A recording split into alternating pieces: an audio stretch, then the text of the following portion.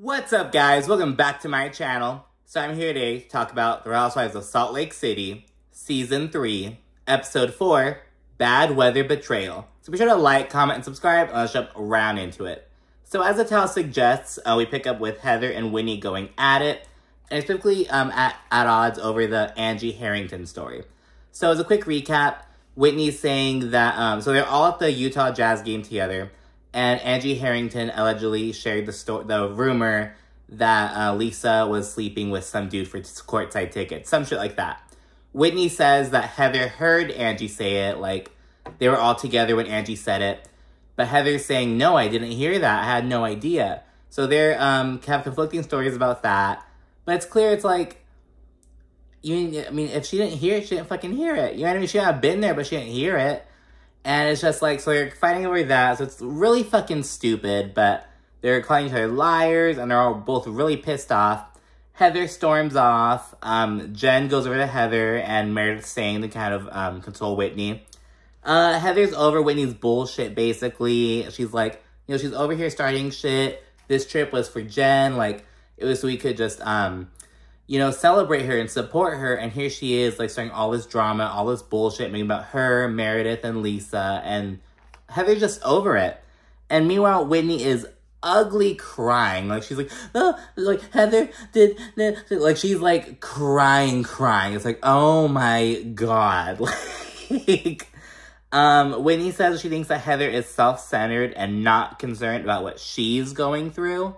And I was kind of side-eyeing this because, like, if you've been watching the show since the beginning, since 2 seasons ago, it's like, Heather's a really fucking, like, Heather's far from a bad friend. In fact, the general consensus is that Heather's too good of a friend to people like Jen Shah. Like, back in Season 1, Season 2, you know what I mean? Like, giving people the benefit of the doubt and chances, trying to be there for people, who are doing people wrong, like, shit like that. So it's like, I don't know what Whitney's getting at. And mind you, Whitney's very drunk. She's clearly, like, intoxicated. Heather calls her out on that later on. But, yeah, she's pretty drunk. And Whitney says some bullshit about how she's learning to set boundaries for the first time. And some people dislike that. She's learning to speak out. I guess basically just assert herself more. And she says that that side of her was basically, like, pushed down by, like, the abuse, her Mormon upbringing. Like, she was kind of not allowed to do that in a lot of different ways. And now she's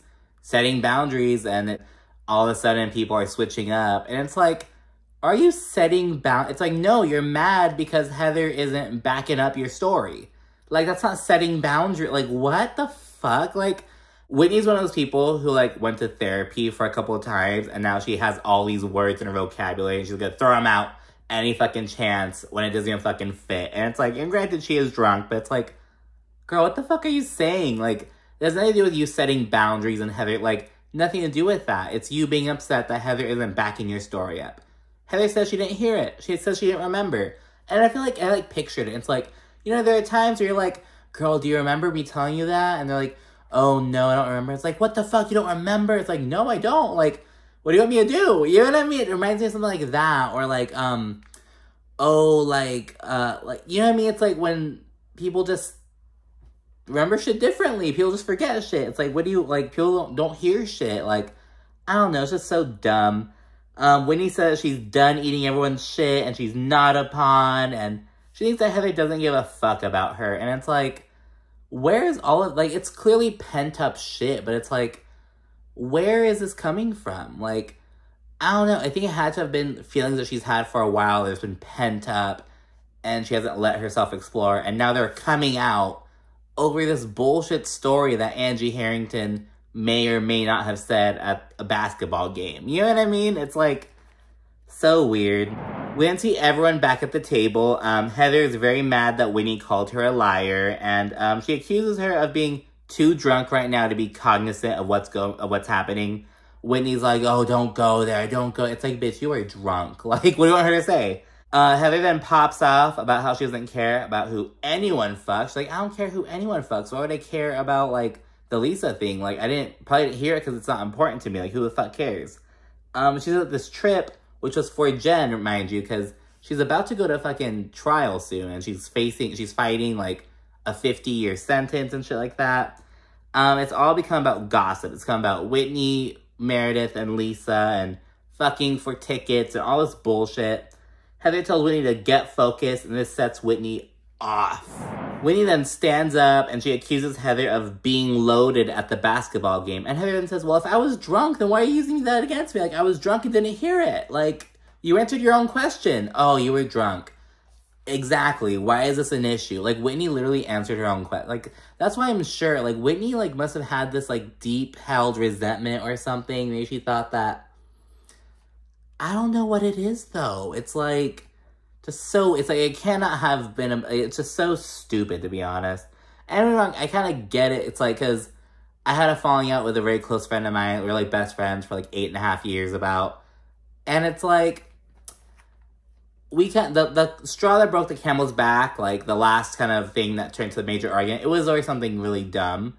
But it wasn't about that. You know what I mean? It was, like, all these additional things, like, you know what I mean? So, like, I feel like it had to have been something similar. From the outside looking in, it's, like, really stupid and trivial. And it's, like, either A, it really is that stupid and trivial, or B, there's some other layers, there's some kind of deep-rooted. I think we'll learn about later on in the season. It's still remember, it's episode 4.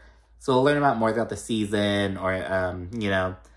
But, yeah, really odd. But anyways, Whitney then, she's, like, standing up. She's accusing Heather of being loaded at the game and not remembering because of that. And then she gets in Heather's fucking face. And Heather's like, oh, fuck, I'm not dealing with that.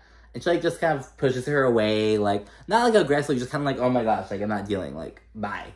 And Whitney, like, kind of slams it to the wall. And, yeah, I would include it, but it has music over it that I know will get copyright claimed. I'm trying to fucking deal with that. But yeah, then Heather storms off, says that Whitney lost her forever, and Whitney's like, you didn't lose me forever, Heather. And Heather's like, no, bitch, you lost me. Like, fuck you. Like, she's mad. She's done. Jen then goes to get Lisa, because Lisa wasn't there at all. She was chilling in her fucking room. They both go to Heather's room, and Lisa, she thanks Heather for being a friend, for basically, like, not adding further fuel to the fire, giving, credence to the story. You know what I mean? Shit like that. And Heather says that she just isn't gonna lie, and she isn't just gonna back up Whitney's bullshit. She's like, it's not a big deal. She's like, I'm just not gonna fucking, like, lie. Like, that's basically it.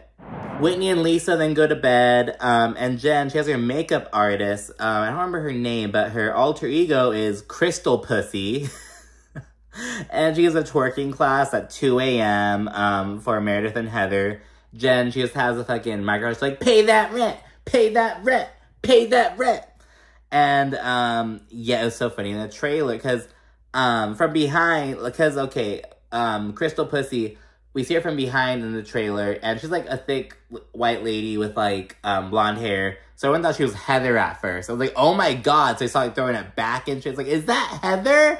But no, Heather's, like, on the other side, like, and, Meredith, she's, like, in totally wrong pants. She's wearing these, like, leather pants that she can't jiggle her ass in if she tried her damnedest. But yeah, so they're doing that, and yeah, it's the end of the night. It's a pretty good night for them. But yeah, so Whitney and Lisa's tapped out, and yeah. It's now Scottsdale day 3, and it's the rainy day, so, and bitch, speaking of the fucking rain, because Meredith's like, why is it raining in the desert? So it doesn't rain often in the desert, but bitch, when it rains, it pours literally in the fucking desert. Just fucking recently, Kevin, in a desert, it came down. It was so bad. I'd never seen it rain that much. It was raining so fucking hard. Some streets were massively flooded. All kinds of people got their cars fucked up. Like, it was crazy. It was hailing at one point. It was, like, crazy. I've never, like, seen, you know what I mean? Shit like that. Like, I've seen it rain hard and come down, because it always rains like that in the desert, basically. But, no, all the wind and hail. It was, like, that's the closest thing I've had to deal with, like, a hurricane, honestly. Like, it was crazy. It was just some random monsoon that came out. It was just fucking crazy. But anyways, it's a rainy day over there. Heather, when she wakes up, it's funny, she wakes up and there's, like, an open box of Milk Duds in her bed. She's like, what the fuck? But she finds out Whitney, she shredded, like, this, because it's Whitney's trip. So she gave everyone, like, a little welcome bag, and she had, like, a note and shit. And in her note, it just said, like, oh, no words are needed, Heather, bad weather forever, something like that. And Whitney, just drunk ass, went into her room, was like, I know how to get it back. and she tore it up in little pieces like a child. It was like, there. And left it on the floor for her to fucking find. It was just so pathetic. And Heather, she's laughingly talking to Meredith about it. She's like, what the fuck, you know? But Whitney, she's talking to Jen, and she says she feels completely betrayed. And she's honestly really fucking bothered. But Whitney's putting that on the back burner right now because she's preparing to link up with her brother and sister who are both in the Phoenix area. Jen, she proceeds to start packing, and she mentally prepares to go back to reality and prep for trial. Because later on that day, she's going to head out, catch a flight, and go to New York. So, yeah. Whitney then gets to her brother Curtis's house, and she speaks on, like, the dynamic of their family. So, she, Curtis, and Kelli, they all share the same father.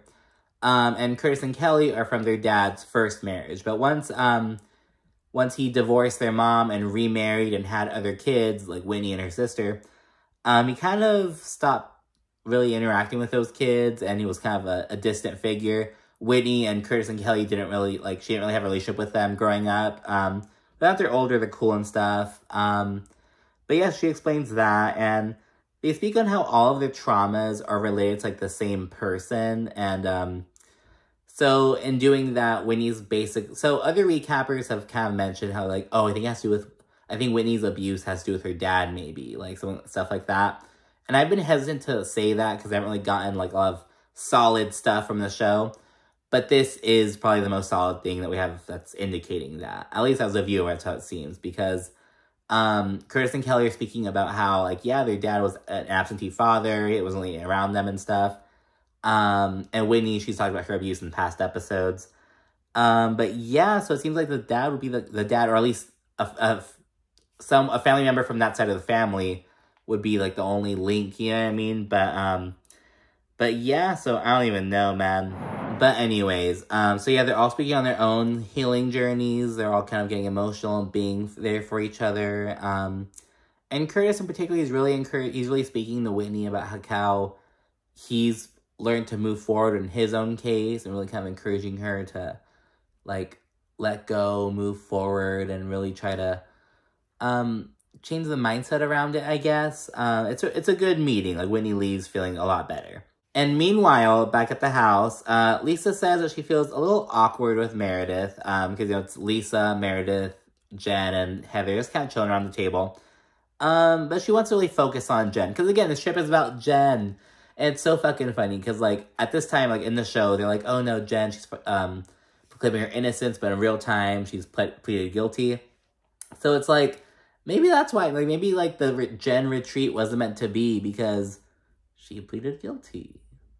I don't know, but, you know, hindsight's 20/20, whatever. Jen then shares that she had an anxiety attack that morning over trial stuff, and she speaks about how hard it is to really just, like, sit there as the prosecution goes in, because she's doing, like, trial preparation and shit, and she said that, like, she wound up walking out twice during, like, the mock trial, the mock prosecution. She's like, they're just saying lies, I have to sit there and just take it. So she's kind of opening up about that. She said that her attorney, he told her not to get any Botox, so that way she can make facial expressions, because Jen said that, like, oh, my attorney said that I was talking about something during the mock trial, and I was talking about something really sad, but my face wasn't, like, showing it or moving. So, yeah, so it was a little funny moment. Then we didn't see the confessional of Jen, and she's really emotional about the prospect of being separated from her family. You know, her younger son is only, like, 16 at the time.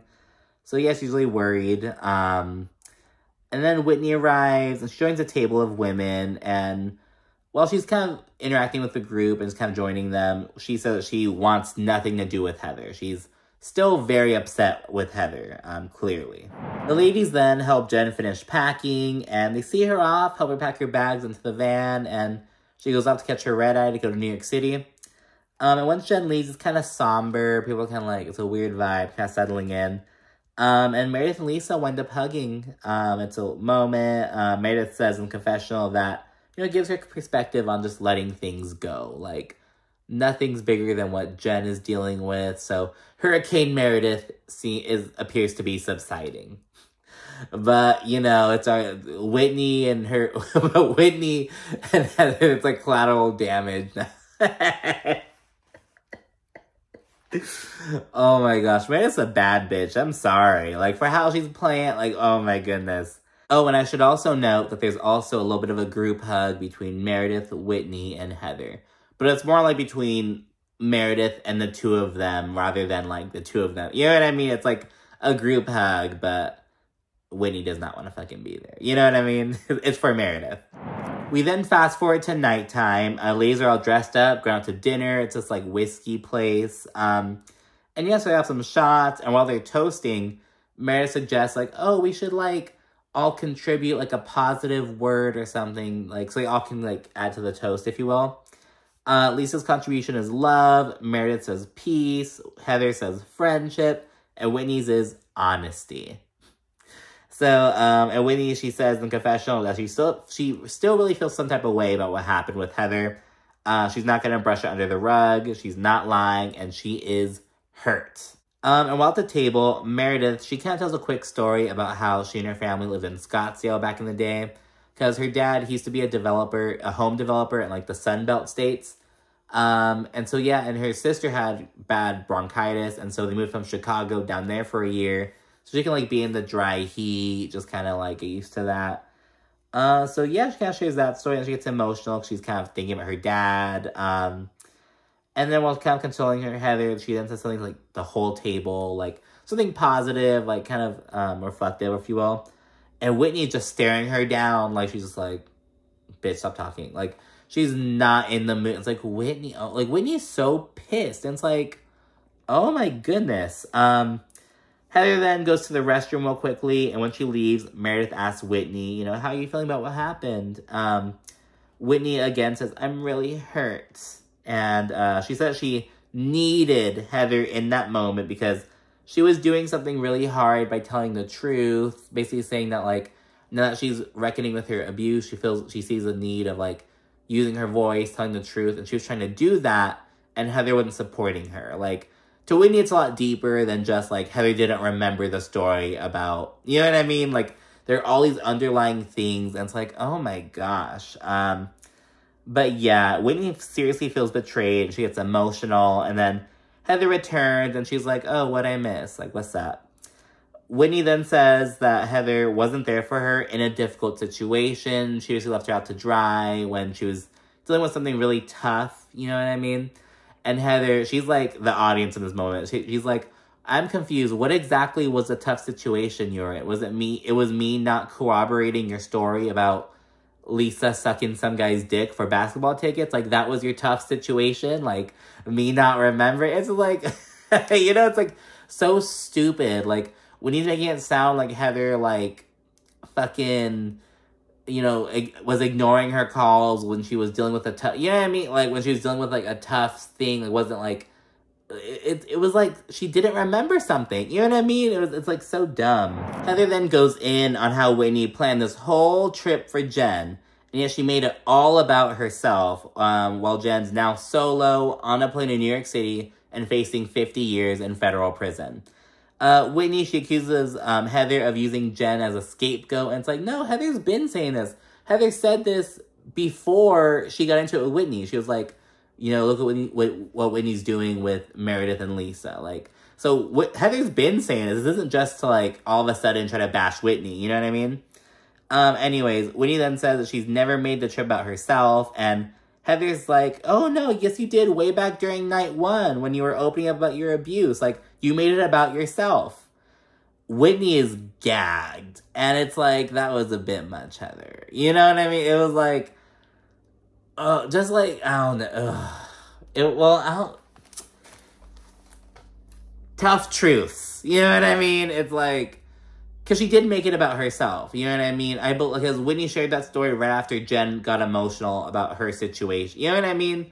So it's like, it was supposedly to support Jen, but it turned into this, like, last-minute overall healing thing that Whitney took advantage of because she's the host. It seemed she was kind of making it about herself. You know what I mean? But, tough truth. But, you know, Heather's pissed. You know, I'm not mad at her, but I'm like, oh, girl. There are a couple of things she says that's like, I think she's going to regret that later. You know what I mean? But, hey, in this case, it was like, she did. Like, she did. It's a tough truth to hear, But she did, you know what I mean? Whitney did make it about herself from the from the beginning, you know? But Whitney called her out. Whitney, as I said, she doesn't know what to fucking say. But Meredith chimes in and she's like, Whitney, you know, just kind of explain where you're coming from. It's deeper than that. She kind of prompts Whitney to kind of share her piece.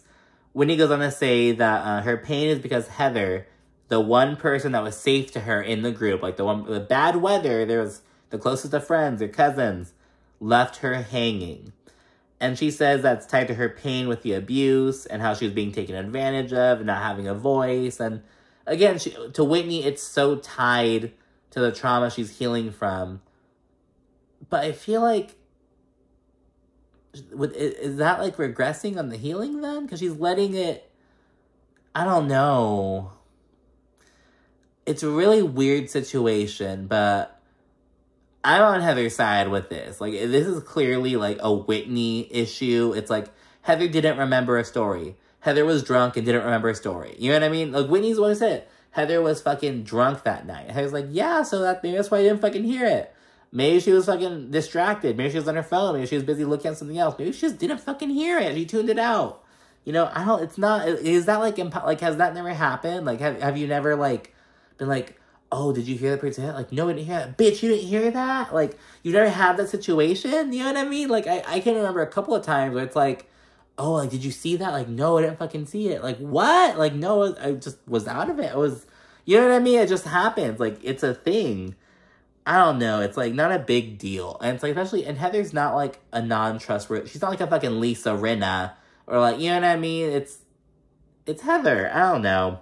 But anyways, Whitney goes on to say that Heather hurt her by not validating what she was saying. And Heather said that Whitney hurt her by tearing up the card. So we're even. It's like, you know, if Whitney wants to be fucking childish, I'll be childish too. We're even. Stop it. You know what I mean? Like, we're done. You know? It's good. Call it. Whitney then says some passive-aggressive bullshit about how she's cleansing a lot of family out of her life. Because remember, Heather is Whitney's cousin. This fucking sets Heather off. Heather says, oh, why can't you take accountability for starting shit on this trip when we're supposed to celebrate a friend who's going through real problems and real issues? And it is just like, again, Whitney's gagged. And because this was the other thing. It's like Heather is suggesting that, you know, what Whitney's going through isn't, like, real. And it's like, no, that's not. It's rooted in the past, but, you know, it's, you know, manifesting certain things in her present, you know, but, yeah, Heather went off like that, and everyone at the fucking table's gagged. They're like, oh my god. Lisa, she thinks that Heather's being insensitive, and it's like, that's rich coming from, Lisa, the bitch who called Meredith a garbage trash whore, and said her family poses, and all this shit. She thinks Heather's being insensitive. But no, you know, at least Heather had the balls to say this shit to Whitney's face. I will say that. I'm on Team Heather, you know, and if you are angry at Heather, think she went too far, at least that bitch had the balls to say that shit to Whitney's face. You know what I mean? So props to Heather, to be honest. Heather then says that Whitney derailed the whole trip, and Whitney, she's like, oh, you know, you're not innocent either. Like, you threw me against a wall, and you called me a liar. Like, going in on that. And there's some more back and forth, and Heather says that Whitney, she only talks about feelings, and she just can't chill and have fun. She just can't have a good time. And then, the food then arrives. There's a quick little vibe shift ushered in by Meredith, because she's like, okay, guys, can we just, like, have fun? Like, we leave tomorrow. Can we just enjoy this last, you know? And so, yeah, they all kind of say, you know what? Yes, we'll just have a good rest of the night. And that's what they do. So then back at the house, the ladies are chilling in the living room wearing matching PJs. Meredith, she passes out these little goodie bags she brought. And they're with this fucking merch. It's like these pink hats, and it says like F, like an E with a little F, a B, like a little honeybee, and then an I, like an I. And it's in relation to the whole last season's drama where she was accused of being an informant for the FBI. Like, somebody's getting on her merch game. I actually might fucking look into buying that hat. See if it, you know, just it looks like a little cute thing. And yeah, the ladies then speak on how, you know, Jen's situation. They kind of talk about how strong and confident Jen seems a lot of the time. Lisa eerily says, I feel like she's going to have a good outcome because of how confident she is. And it's like, oh, girl. It's just so surreal. You know what I mean? Like, seeing, like, just knowing that she's now pleaded guilty, you know? Heather speaks on how Jen is actually really afraid a lot of the time.